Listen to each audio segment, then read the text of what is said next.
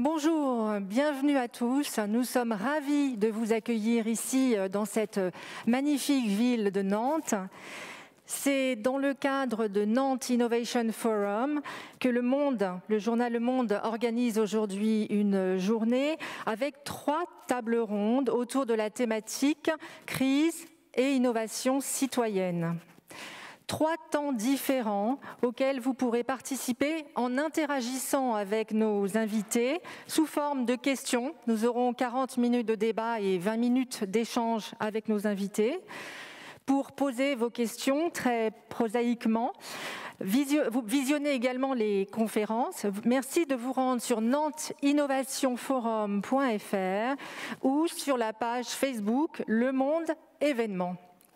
Nous allons donc avoir 3 temps forts tout au long de cet après-midi pour vous donner des clés de compréhension des différentes crises que nous traversons, pour découvrir les initiatives originales et pertinentes qui émergent en temps de crise et pour tenter d'ouvrir des pistes de solutions pour atténuer les effets de la crise. Comprendre les crises, gérer les crises, anticiper les crises, voici les 3 temps forts de la journée. Pour commencer, lors de cette première table ronde, nous allons essayer de comprendre les mécanismes de survenue des crises. Pour apprendre des crises, il est en effet primordial d'essayer de comprendre la nature de leurs origines et des mécanismes susceptibles de les déclencher. Grâce à une mise en perspective à la fois historique, systémique et sociétale, il s'agit de fournir des clés de compréhension de ces phénomènes paroxystiques auxquels nous avons été, nous sommes et nous serons malheureusement confrontés. Alors avec nous pour en débattre aujourd'hui, j'ai le plaisir de pouvoir converser avec Cécile Valadier. Cécile Valadier, bonjour. Bonjour. Bonjour Cécile, merci pour votre intervention. Vous intervenez de Paris. Vous êtes directrice adjointe du département diagnostic économique et politique publique de l'Agence française du développement, l'AFD. Donc précédemment à l'AFD, vous avez été chargée de recherche sur la thématique du financement du développement et auparavant, vous avez été senior économiste à la Banque mondiale. Jean Garrigue, bonjour. Bonjour. Bienvenue, vous nous parlez depuis Orléans. Vous êtes Jean Garrigue. Depuis Paris aussi. Ah d'accord, ok, très bien, c'est une variante. Très bien. Vous êtes le bienvenu en tout cas, vous êtes professeur d'histoire contemporaine à l'Université d'Orléans. Vous présidez également le comité d'histoire parlementaire et politique et vous êtes directeur de la publication de la revue Parlement, revue d'histoire politique. Notre troisième invité, Patrick Peretti-Vattel. Bonjour Patrick Peretti-Vattel. Et alors vous nous parlez de Nîmes, c'est bien ça ? C'est ça. Formidable. Donc bienvenue également. Vous êtes sociologue, spécialiste en sociologie du risque et de la santé. Vous êtes directeur de recherche à l'INSERM qui est, comme nous le savons, l'Institut national de la santé et de la recherche médicale. Et vous dirigez l'équipe Dilemme et Décision, risques et actes médicaux dans le laboratoire Vitrum au sein de l'IHU Méditerranée Infection de Marseille. Et puis nous devions avoir avec nous la philosophe Myriam Revaud-Dallon. Elle vous présente ses excuses. Elle n'a pas pu venir en raison d'une contrainte imprévue et totalement, évidemment, hors de sa volonté. Donc voilà, elle sera avec nous en pensée. Eh bien, écoutez, ce que je vais vous proposer pour démarrer, c'est de donner chacun d'entre vous votre définition d'une crise. Jean Garrigue, si en 30 secondes, vous deviez définir la crise, qu'est-ce que c'est ?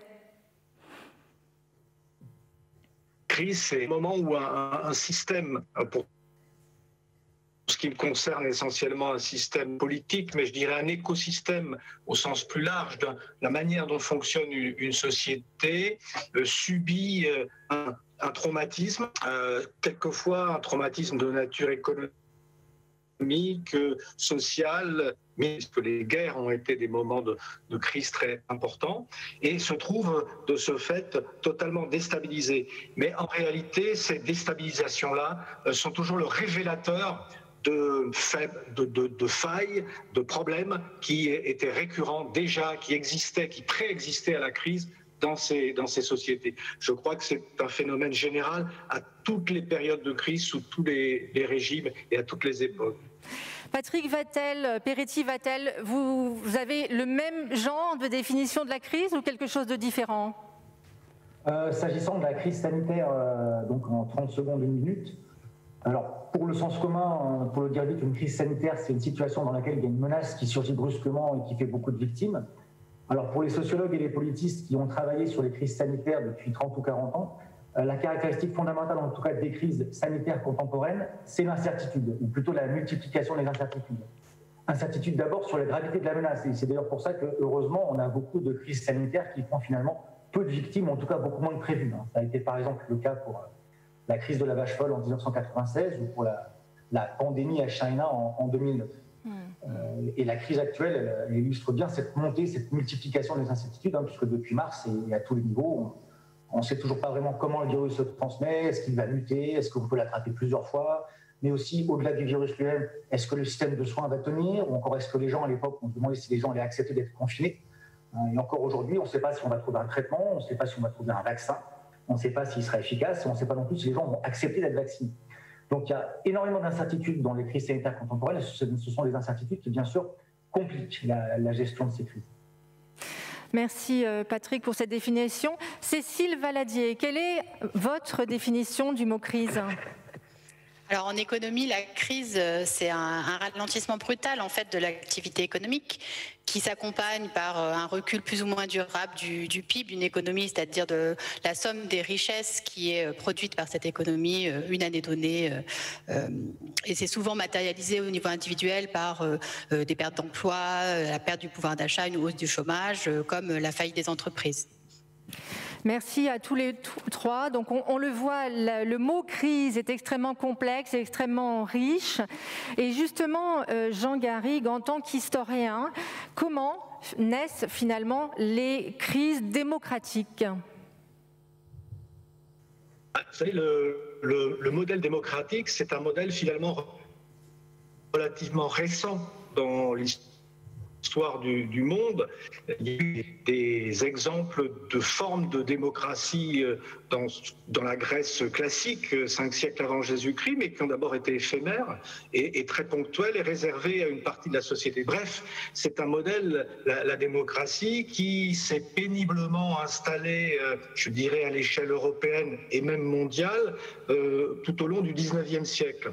Et on voit bien que ce modèle reste fragile et que c'est un modèle qui a surtout toujours peiné à intégrer ce qu'on pourrait appeler, selon un vocabulaire marxiste, les masses populaires.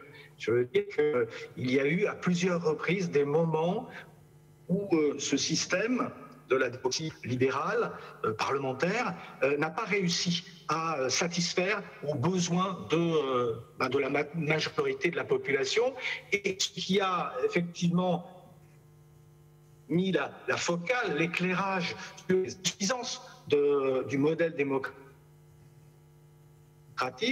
ce sont des traumatismes comme la Première Guerre mondiale est le principal vecteur de cette conflit pendant la guerre, renforcé évidemment, pour revenir à l'économique, par cette fameuse crise de 1929, crise économique et sociale. Et on voit bien de quelle manière, pour une première fois, ce système démocratique qui, je le répète, avait mis un siècle à essayer de s'installer tant bien que mal un peu partout, s'est trouvé totalement déstabilisé, et des systèmes alternatifs, qui étaient des systèmes totalitaires pour l'Allemagne, pour l'Italie, pour l'Union soviétique, ou autoritaires, qui n'étaient plus du tout démocratiques en Hongrie, en Autriche, un peu partout, en Europe, se sont on a là un système qui porte en lui des incertitudes, porte en lui des incomplétudes, et que des traumatismes, des chocs, qu'ils soient militaires, géostratégiques, sociaux ou économiques, vont déstabiliser. Et je pense qu'on se situe aujourd'hui dans la deuxième grande crise que les démocraties, qui sont séculaires, à peu près que 150 ans d'existence, on est dans la deuxième grande crise que connaissent aujourd'hui les démocraties. Cécile Valadier, vous venez d'écouter Jean Garrigue. Quel est votre point de vue sur la façon dont naissent les crises démocratiques? Et puis, est-ce que vous avez identifié des facteurs communs générateurs de crise? Alors moi, c'est plus sur les crises économiques. D'abord dire qu'elles font partie en fait du fonctionnement normal de l'économie, puisque on n'a jamais eu de période de croissance positive ininterrompue. On a toujours des fluctuations, des cycles, donc des phases de période positive qui sont ensuite suivies de récession.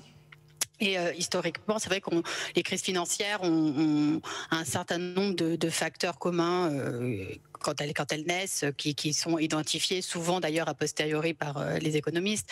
On peut penser à l'endettement excessif des États, des ménages ou des entreprises, à des situations où il y a une déconnexion entre les fondamentaux d'une économie ou d'une entreprise et la valeur de ses actifs, ou encore à des tensions de liquidité dans le système financier, comme on a pu l'expérimenter en 2008-2009. Mais les crises financières ne sont pas les seuls moments qui peuvent déboucher sur des crises économiques. On a des crises économiques qui sont déclenchées par la destruction de l'activité, qui peut être liée par exemple aux catastrophes naturelles, à une crise sanitaire telle que nous la traversons aujourd'hui. Donc des facteurs purement exogènes et qui s'imposent au système tel qu'il existe. Donc, et cette crise aujourd'hui, pour moi, elle est unique d'un point de vue économique par son ampleur et le nombre de pays qui sont touchés en fait simultanément. Donc au même moment, tout ça est arrivé au niveau mondial.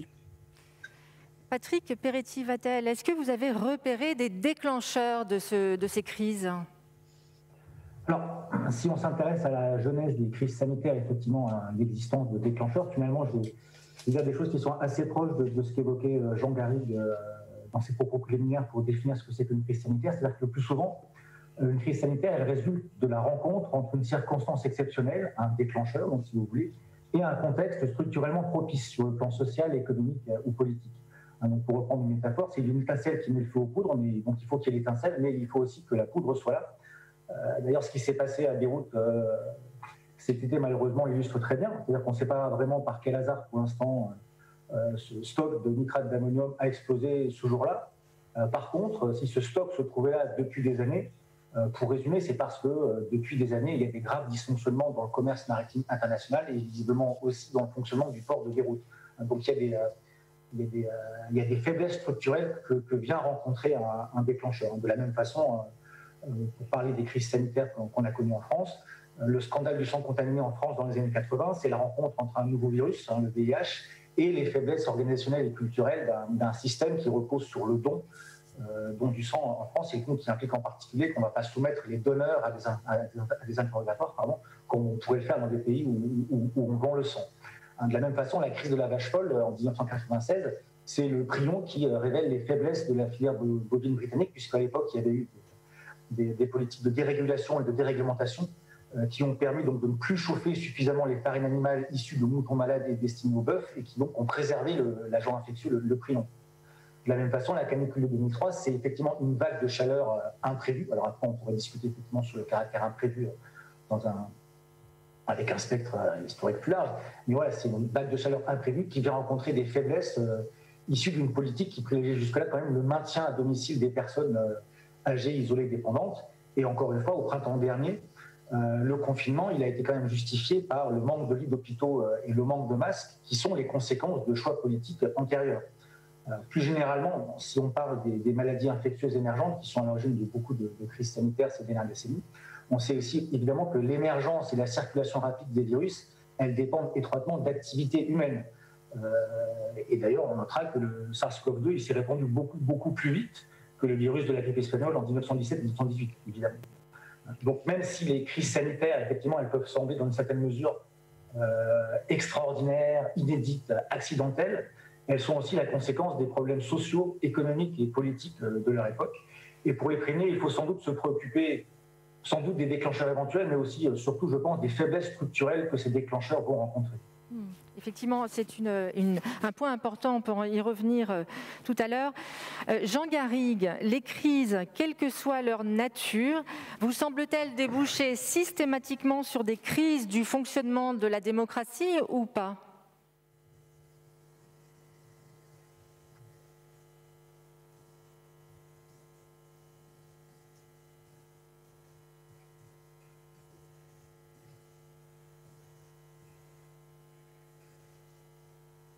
On va revenir sur cette question avec Jean Garrigue dans un instant. Cécile Valadier, qu'en est-il dans le monde économique ? Chaque époque vous semble-t-elle générer un type de crise en particulier ? Alors, il y a un certain nombre de facteurs communs, comme on l'a évoqué précédemment, et je partage tout à fait ce qu'a dit Patrick Peretti-Vattel. Ces facteurs communs, ces vulnérabilités, elles rencontrent à un moment des déclencheurs, ce qui est compliqué à anticiper par nature. Mais les mécanismes des crises peuvent différer. Pour moi, si on pense par exemple aux économistes qui ont essayé de caractériser les crises monétaires successives des années 70 aux années 90 en les identifiant comme des crises de première génération, deuxième génération, troisième génération, avec un côté un peu déprimant qu'à chaque nouvelle crise, il fallait trouver un nouveau modèle d'explication. Ça nous sert quand même à identifier les vulnérabilités pour le futur. À notre époque, je crois que la libéralisation financière et l'interconnexion des économies au niveau mondial génèrent des phénomènes particuliers qui peuvent être propices au déclenchement de crises, que ce soit au niveau des échanges commerciaux ou des flux de financement entre pays, ou simplement des phénomènes de panique des investisseurs internationaux. On a un potentiel de déclencheur de crise important. D'un autre côté, les facteurs déclencheurs peuvent être très communs. Si je pense par exemple à la baisse des cours du pétrole, assez systématiquement dans les pays exportateurs, ça génère des tensions, des difficultés économiques qui peuvent déboucher sur des crises. Donc c'est à la fois des situations inédites comme la crise actuelle ou des situations très banales finalement en fonction justement de ces vulnérabilités structurelles.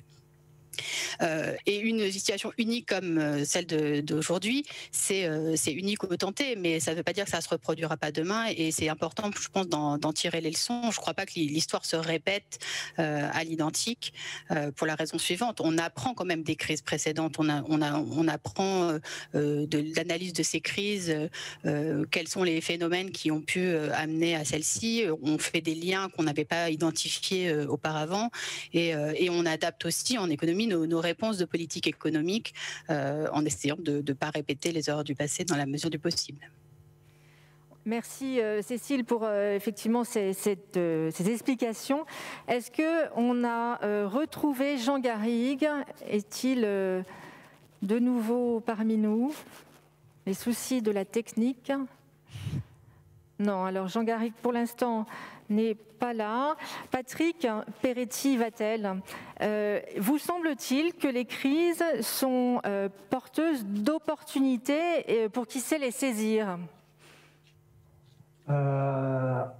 S'agissant des crises sanitaires, oui. Alors, on va dire que dans le domaine des crises sanitaires, effectivement, il y a des causes économiques, sociales, politiques et des conséquences économiques, sociales, politiques, et ça crée aussi des opportunités, en particulier des opportunités au niveau politique, mais pas seulement. Hein. Par exemple, déjà principalement parce que la crise provoque en général effectivement chaos, confusion, et ce sont aussi des circonstances exceptionnelles, des situations d'urgence dans lesquelles on peut plus facilement mettre en place des mesures qui n'étaient pas forcément acceptables auparavant. Donc, le télétravail, par exemple, c'est une innovation, hein, au sens général qu'on donne à ce terme, c'est une innovation d'organisation du travail. C'est une innovation qui existait avant cette crise sanitaire, mais c'est peut-être une innovation qui va connaître un fort développement durable grâce à cette crise, et probablement que le télétravail ne sera plus le même avant qu'après cette crise.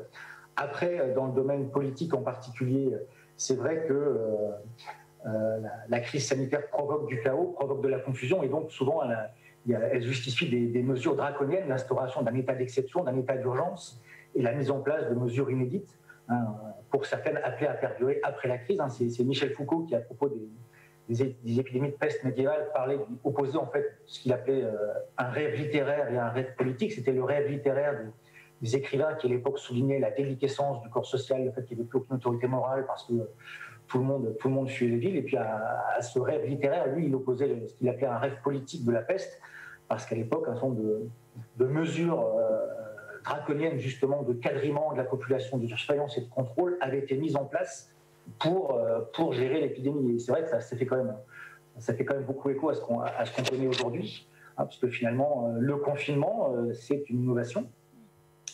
Le recours accru aux drones pour surveiller les populations aussi, l'application Stop Covid aussi.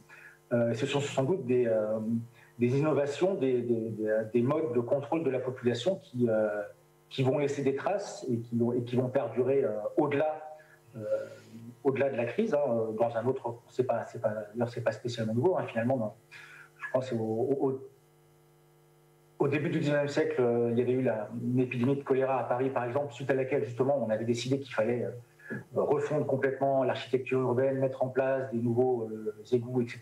Mais ça avait été aussi l'occasion de refondre complètement l'architecture parisienne, et notamment d'agrandir les boulevards pour qu'on ne puisse plus y installer des barricades, en l'occurrence à l'époque. Donc effectivement, la crise sanitaire, elle détruit beaucoup de choses, mais elle crée aussi des opportunités, et en particulier des opportunités politiques en termes de contrôle des populations. Et de ce point de vue, d'ailleurs, ce sont des opportunités et des innovations qui ne constituent pas forcément un problème. Cécile Valadier, est-ce que vous êtes d'accord avec ce qu'expliquait Patrick Peretti-Vattel, et pensez-vous que dans le domaine économique également, crise peut signifier opportunité ?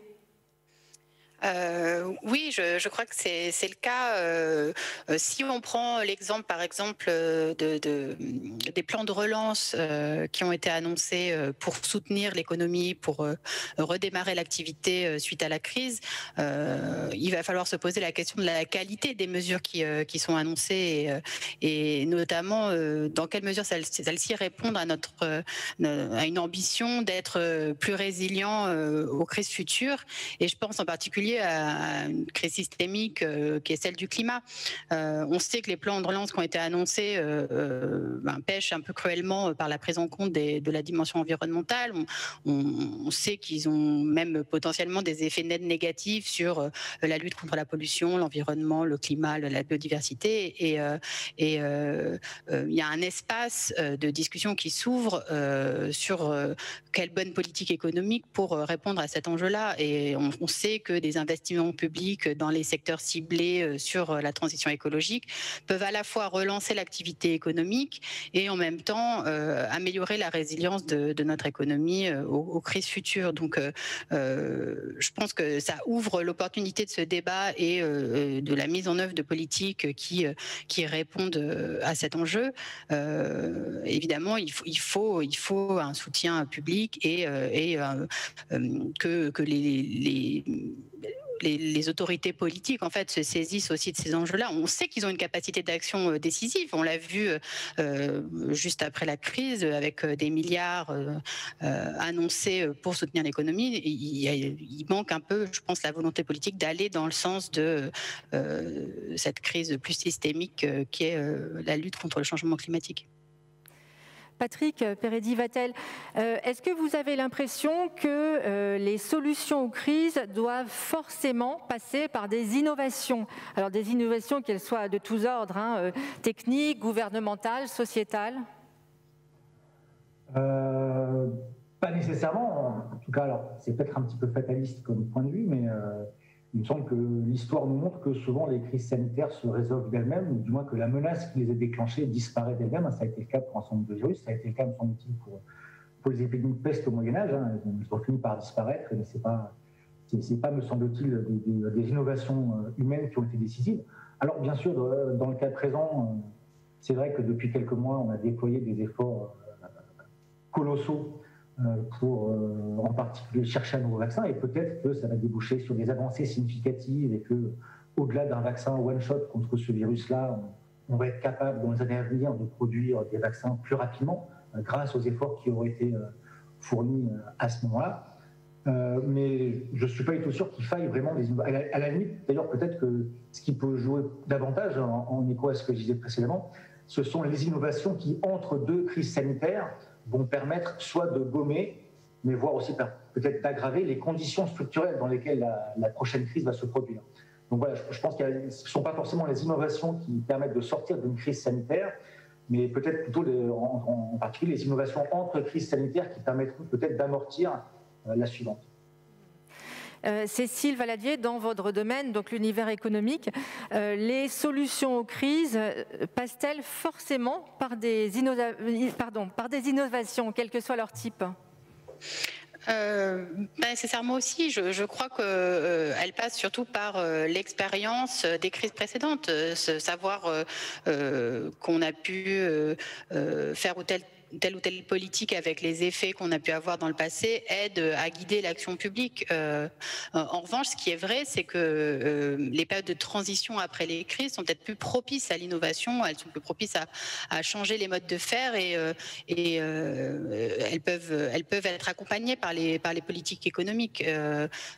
Patrick mentionnait le télétravail comme un changement de comportement qui pourrait être en fait prolongé dans l'après-crise. Je pense aussi, par exemple, à la baisse de la mobilité internationale, à l'usage qu'on fait des déplacements internationaux. Ça aussi, ça peut être orienté par la politique économique. C'est des changements de mode de faire. C'est pas nécessairement des grandes innovations, mais c'est quelque chose qui est peut-être plus possible dans un immédiat après-crise, en fait. Patrick Pérédi-Vatel, est-ce que vous avez au contraire repéré des facteurs qui neutralisent les crises démocratiques et qui permettent d'éviter leur plein déploiement? Les crises démocratiques? Oui. Oui, il y a un problème fondamental en fait. Moi, je parle toujours à travers le prisme des crises sanitaires. D'ailleurs, j'ai oublié de dire finalement une autre innovation qui aura permis cette crise, c'est le développement de la téléconsultation. On verra dans quelle mesure, dans quelques années, c'est un succès ou pas. Sur les conséquences démocratiques d'une crise sanitaire, en fait, le problème, c'est que en général, quand on veut gérer une crise sanitaire, on met en place des mesures qui impliquent d'une façon ou d'une autre d'enrôler le public. C'est-à-dire que pour gérer la crise, on demande aux gens de faire certaines choses ou de renoncer à d'autres choses, que ce soit éviter de se serrer la main, mettre un masque, etc. Donc, on enrôle la population d'une façon ou d'une autre, et sachant que dans le contexte de nos sociétés démocratiques, ce n'est pas un enrôlement qui peut être coercitif, en tout cas jusque dans une certaine mesure. Même si on met en place des mécanismes répressifs, on compte quand même énormément sur la bonne volonté des citoyens.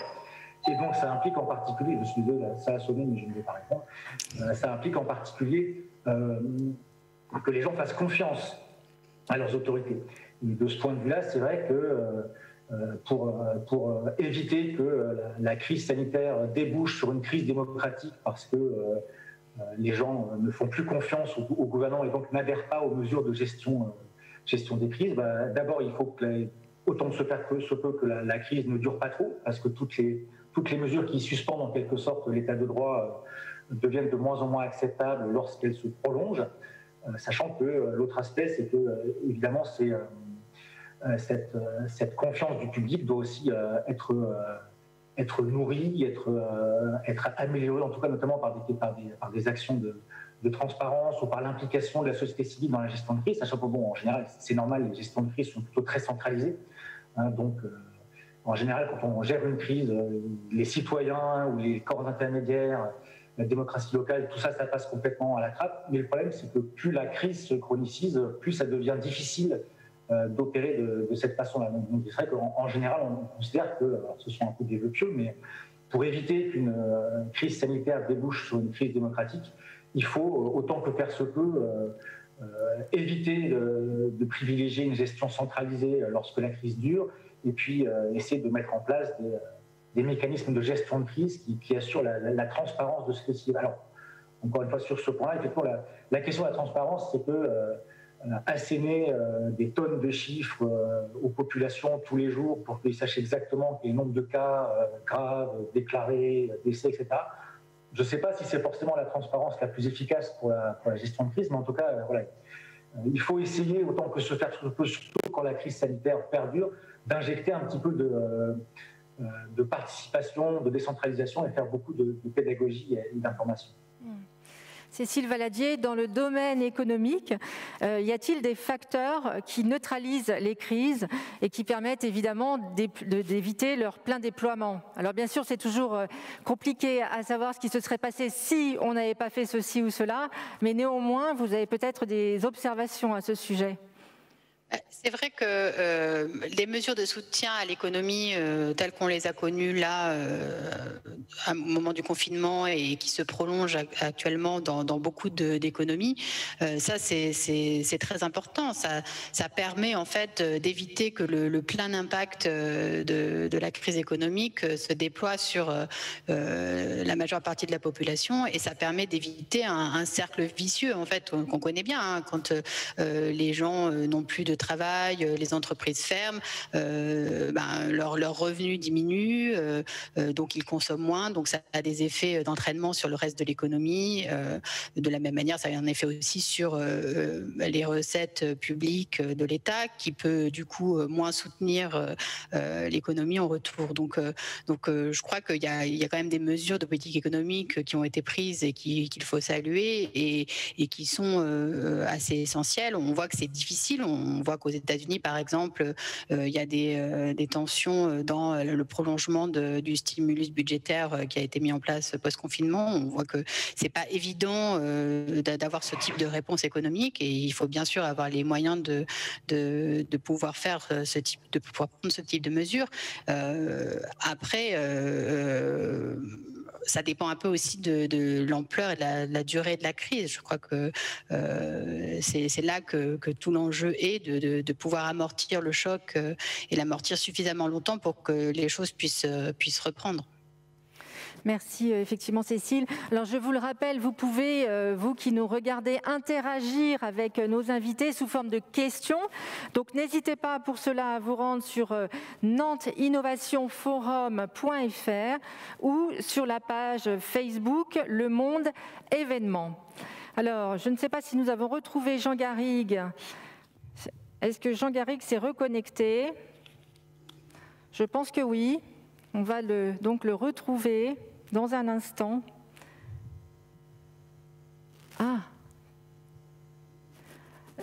Jean Garrigue, il faudrait brancher votre micro. Non, toujours pas. On vous voit, donc c'est formidable, mais on ne vous entend pas. Non, toujours pas de son.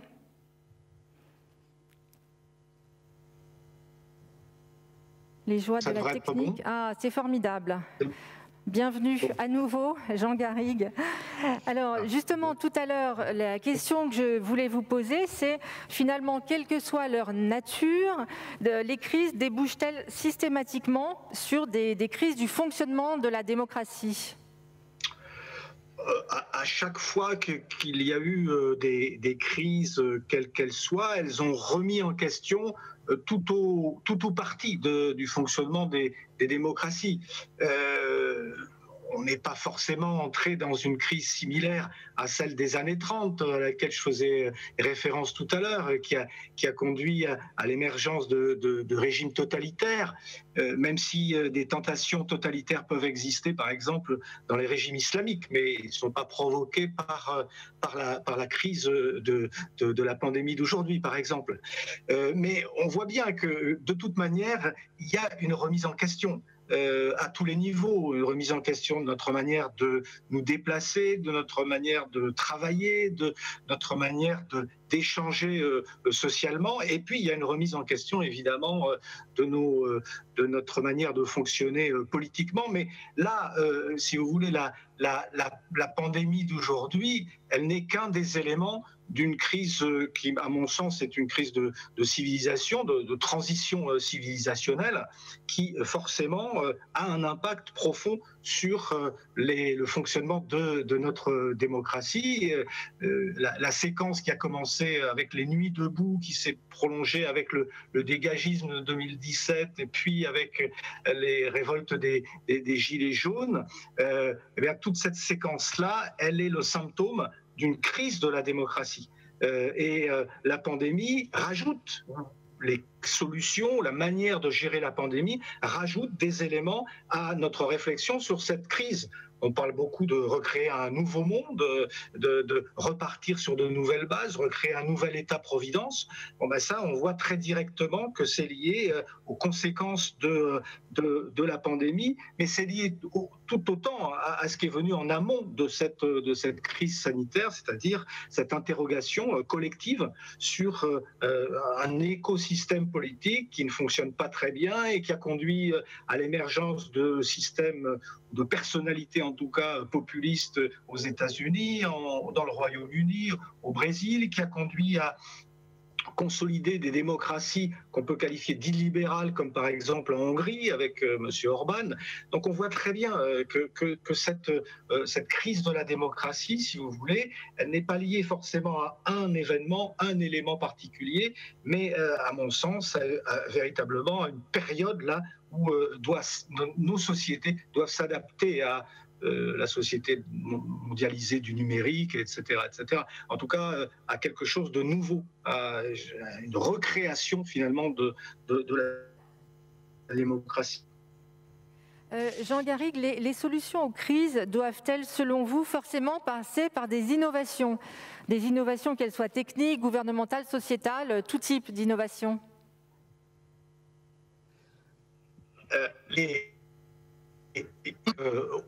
Au lendemain des crises, des phases d'innovation. Ça me paraît c'est ainsi qu'au lendemain de la Seconde Guerre mondiale, c'est une démocratie de l'État-providence protectrice, plus juste, plus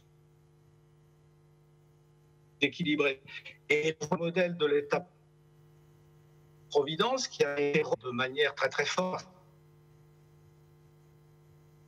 Alors Jean Garrigue, pardon, on vous entend par à-coup. Je ne sais pas si vous bougez devant le micro. Je vais essayer de ne pas bouger. Donc c'est la véhémence de l'enseignant, ça, vous savez. Alors, si vous m'entendez, je veux dire que toutes les crises nous conduisent à innover. On le voit bien dans le domaine sanitaire, ne serait-ce que pour de nouveaux vaccins, et surtout une nouvelle organisation du système de santé entre l'hôpital, le privé, etc. Il y a plein de choses comme ça qui vont être remises en question. On voit bien l'innovation dans le télétravail, par exemple, et à toutes les périodes, on s'est aperçu que les crises stimulaient, suscitaient l'innovation, mais l'innovation peut aussi s'enraciner ou se construire à partir des leçons du passé. Et à partir de ce qu'ont pu être des modèles du passé. Et justement, j'évoquais la recréation aujourd'hui d'un État providence protecteur d'une nouvelle forme de démocratie qu'on peut appeler participative, que d'autres souhaiteraient directe. Eh bien, il y a des modèles là-dessus, il y a des expériences du passé. À partir de ces expériences, on peut aussi bâtir sur l'innovation.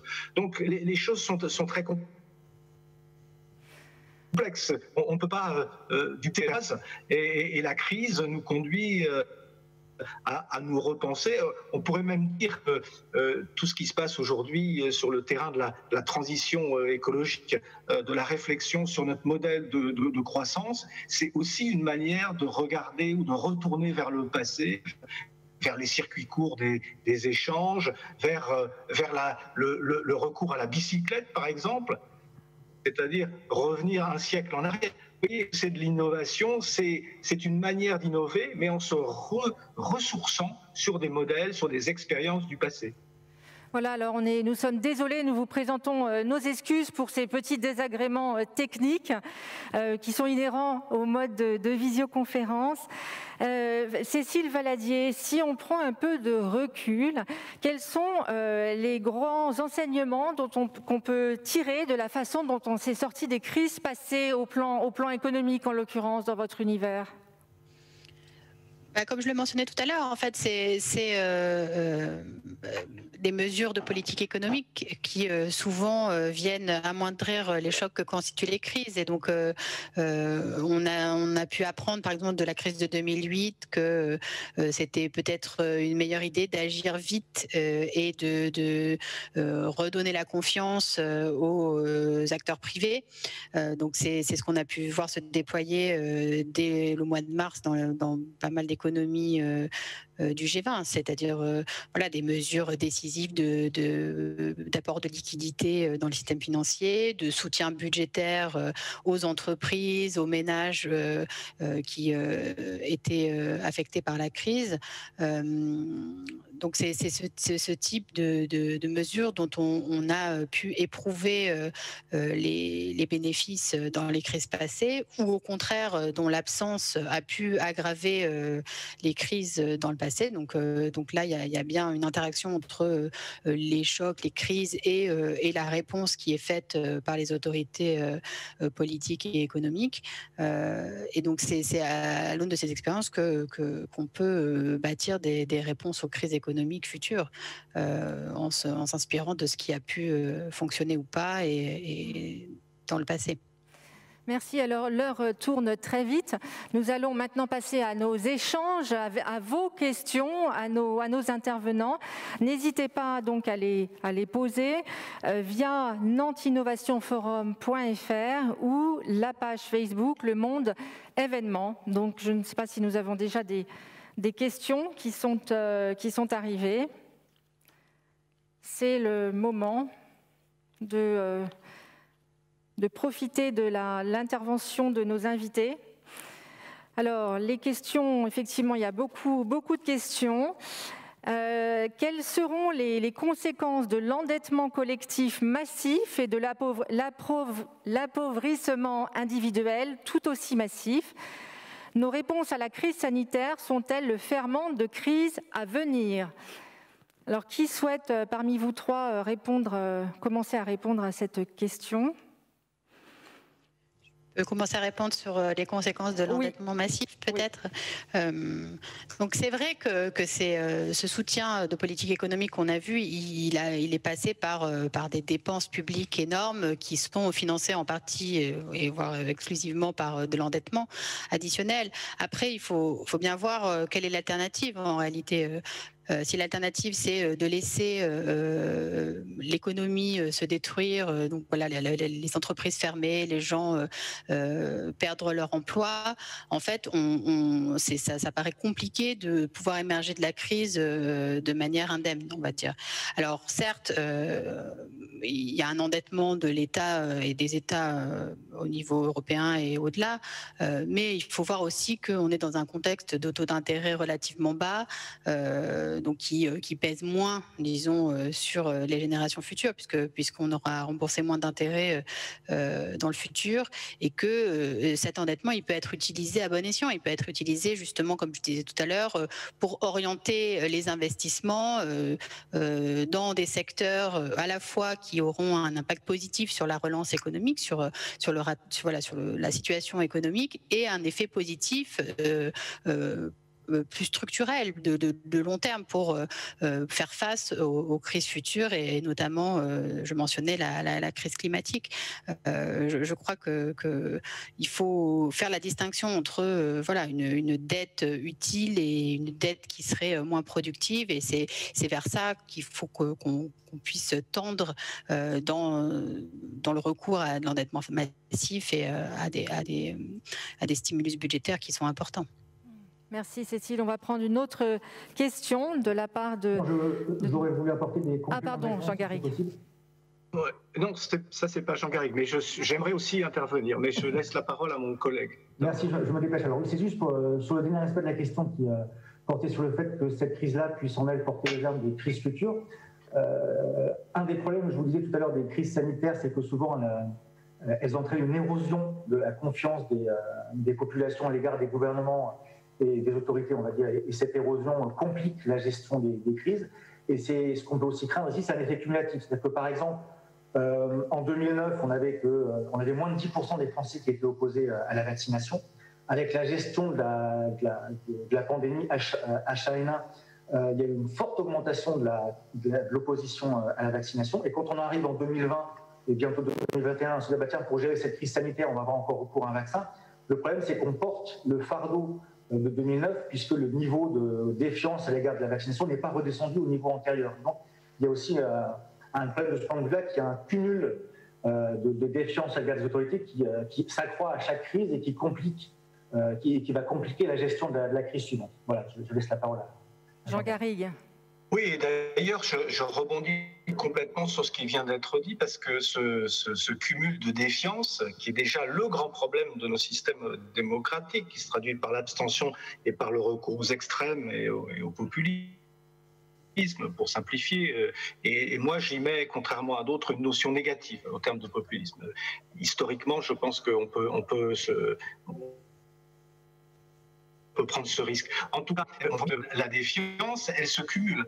Et l'on voit que la gestion de cette crise, que beaucoup ont trouvé un petit peu chaotique, même si la France n'a pas le modèle des tâtonnements et des incertitudes dans ce domaine, n'a fait qu'accroître ce fossé qui existe entre les citoyens et leurs élites politiques, médiatiques et économiques et peut-être sanitaires aujourd'hui. Effectivement, à cet égard, on voit très bien qu'avec les conséquences sociales qu'on connaît, la hausse du chômage, etc., les crises sociales risquent de succéder à la crise sanitaire, et que ces crises vont entraîner des crises politiques.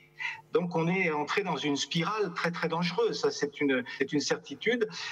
Quoique, d'un autre côté, les choses sont jamais univoques, cette crise nous oblige aussi à repenser notre modèle. Et il y a quelque chose de très important qui s'est produit à travers la crise sanitaire, mais pas seulement. Depuis quelques années, de la tendance, je dirais, idéologique, où on voit que l'idéologie, pour simplifier, néolibérale, qui avait pris l'ascendant après la Grande Dépression de 73-79, et puis à travers la remise en question de l'État-providence, eh bien aujourd'hui, c'est cette doxa néolibérale qui, à son tour, est battue en brèche, et on revient à une autre conception de la société qui précisément nous fait revenir au fondement même de ce qu'on appelait l'État-providence au lendemain de la guerre de 1945. Donc il y a une sorte de nouveau cycle là, qui est en train de commencer, et qui se traduit par des tas de décisions, qui se traduira par des tas de réformes, en tout cas je l'espère, dans tous les domaines économiques, politiques, institutionnels, et on peut espérer que il y aura, à ce cumul des crises, il peut y avoir un cumul de solutions qui peuvent justement transformer un petit peu le rapport qui existe et qui est désastreux entre les citoyens. On vous a reperdu, Jean Garrigue. En attendant, on va prendre une nouvelle question, celle sur effectivement en quoi les citoyens peuvent participer activement à la résolution des crises. Alors, je ne sais pas qui veut prendre cette question. Juste pour apporter la première réponse, c'est que, comme je vous disais tout à l'heure, à partir du moment où la gestion de crise implique d'une façon ou d'une autre d'enrôler la population, ce qu'on attend des citoyens, c'est qu'ils fassent ce qu'on leur demande de faire. Alors après, c'est qu'un élément de réponse, parce que c'est compliqué, et encore une fois, il faut avoir en tête que quand on demande aux gens d'adopter un comportement, ils ont souvent tout un tas de bonnes raisons qu'on n'imagine pas de ne pas vouloir le faire. Mais en premier lieu, la première chose que peuvent faire les citoyens, s'ils ont suffisamment confiance justement dans les gestionnaires de la crise, c'est faire ce qu'on leur demande de faire, à savoir en l'occurrence respecter les gestes barrières et autres mesures de prévention. Cécile, le vrai problème. Pardon. Allez-y. Si je peux rebondir, parce que là aussi, ça m'intéresse beaucoup. Le gros problème, c'est que nous sommes dans une société précisément, dans les séquelles tous les jours, où la citoyenneté s'est totalement désagrégée, où le sens du commun est quelque chose qu'on a beaucoup de mal à intégrer, et les choses ne font qu'empirer. Et donc, une crise sanitaire comme la nôtre, qui nous oblige justement à réagir collectivement dans la même direction, avec ce sens du commun, eh bien, elle révèle les failles de ce que Jérôme Fourquet appelle l'archipel français, c'est-à-dire une société de plus en plus désarticulée, invertébrée, individualisée, par certains aspects communautarisée. Et donc, c'est très difficile de réagir en citoyen dans une société qui ne sait plus ce que c'est que la citoyenneté. Alors je noircis sans doute le tableau, et d'ailleurs ce tableau ne s'appliquerait pas simplement à la société française, mais à toutes les sociétés occidentales, toutes les sociétés européennes. Mais ce tableau, il existe, il est là, et donc c'est très difficile. Et l'on voit bien à quel point aujourd'hui, il y a à la limite autant de réaction face à la sanitaire qu'il y a de citoyens. Chacun tire de son côté. On voit que les corporatismes émergent. On voit que les disputes individuelles ou collectives, qu'elles viennent des professionnels de la santé, des politiques ou d'autres, sont légion.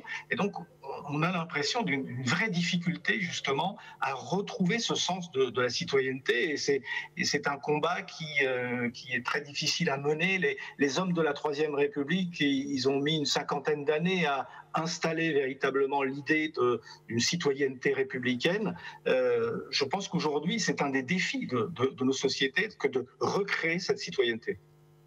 Oui, si je peux ajouter juste un élément peut-être, allez-y. qui illustre très bien, je trouve, ce point de vue-là, c'est par exemple la situation des jeunes aujourd'hui ou depuis cet été, où en fait, objectivement, les personnes jeunes en bonne santé ont peu de risques, et donc pour qu'ils ne soient pas contaminateurs pour des personnes plus fragiles, en fait, il faudrait faire appel à des valeurs de solidarité, à des valeurs d'altruisme, et on n'y arrive pas parce que c'est vrai qu'on n'est pas dans une société qui valorise ces valeurs-là, et c'est aussi quelque chose qu'on voit très bien dans la vaccination, c'est-à-dire que les arguments pour la vaccination sont souvent des arguments collectifs parce qu'on veut atteindre une unité de groupe, etc.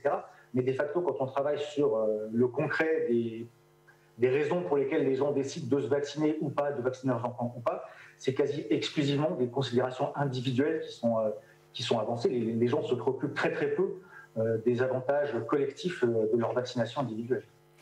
Justement, Patrick Peretti, Vatel, est-ce que vous pensez que des leçons ont été tirées de la crise du Covid de mars dernier pour traiter mieux la deuxième vague qui est en train d'arriver ?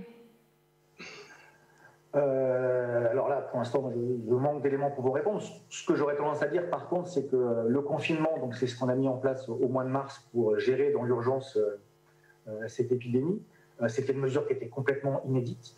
On commence seulement maintenant à en mesurer les coûts, que ce soit, parce que c'est quelque chose qu'on n'avait jamais fait, que ce soit en termes de santé mentale, on s'aperçoit qu'on a un coût en termes de santé mentale énorme, en termes de problèmes de sommeil, de symptômes anxio-dépressifs, des choses qui ne refluent que lentement après le confinement, et qui sont aussi en particulier très élevés chez les jeunes. On ne sait pas non plus très bien quelles seront les conséquences au niveau éducatif de l'année scolaire universitaire sabotée et du fait d'enseigner avec des masques.